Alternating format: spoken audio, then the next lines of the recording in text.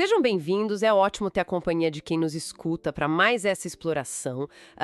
E um lembrete rápido, a gente tá no TikTok e no YouTube, é só procurar por Sagrametria, tá? Sigam lá, comentem, compartilhem, ajuda bastante. Hoje, então, a gente vai dar uma olhada assim mais a fundo nas ideias do livro As Sete Camadas da Identidade, do Pablo Marçal. A proposta dele é bem direta, né? Parece que existe um caminho dividido nessas camadas para a gente descobrir quem realmente é e viver o nosso propósito. É quase como se ele oferecesse um mapa, sabe, para essa jornada de autoconhecimento. A nossa identidade não é algo assim que simplesmente é, sabe? É algo que se constrói, ou melhor, se descobre em etapas. Ele argumenta que, muita gente vive meio perdida, sem acessar essas camadas mais profundas. E por isso, né, não alcança o que ele chama de propósito.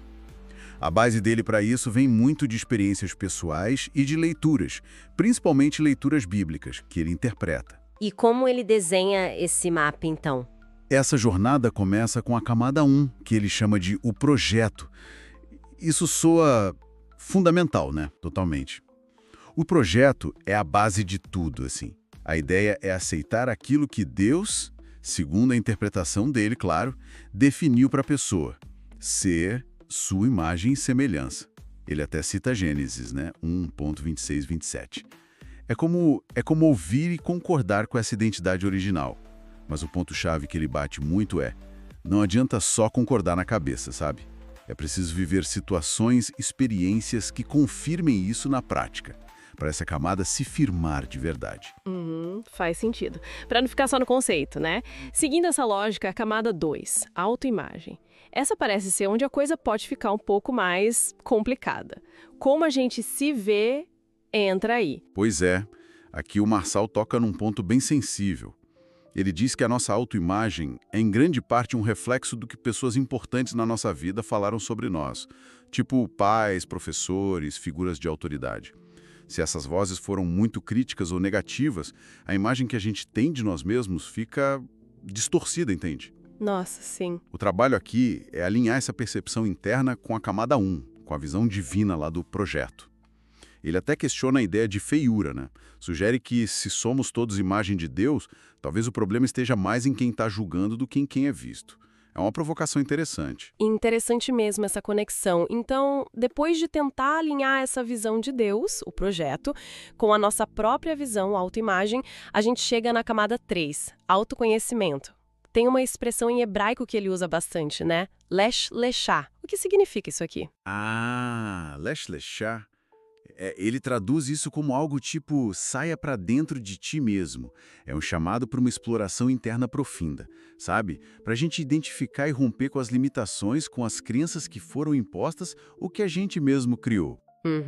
Ele usa muito o exemplo de Abraão, que teve que se mover, sair da zona de conforto, enfrentar o desconhecido para descobrir o potencial dele. Essa camada exige uma atitude, uma ação pessoal mesmo, de ir além do que sempre foi. Não dá para esperar que os outros façam por nós, né? É interno. Percebe-se uma progressão clara. Sai do mais conceitual e vai exigindo mais ação interna. E as camadas seguintes, a 4, 5 e 6, parecem focar justamente nesse gerenciamento interior, quociente intelectual, emocional e o espiritual. Como ele aborda isso? Isso mesmo, a camada 4, o QI. Mas no contexto do livro, não é só sobre inteligência acadêmica não, tá? É mais sobre a capacidade de tomar decisões sábias, de usar a razão e a emoção de forma equilibrada.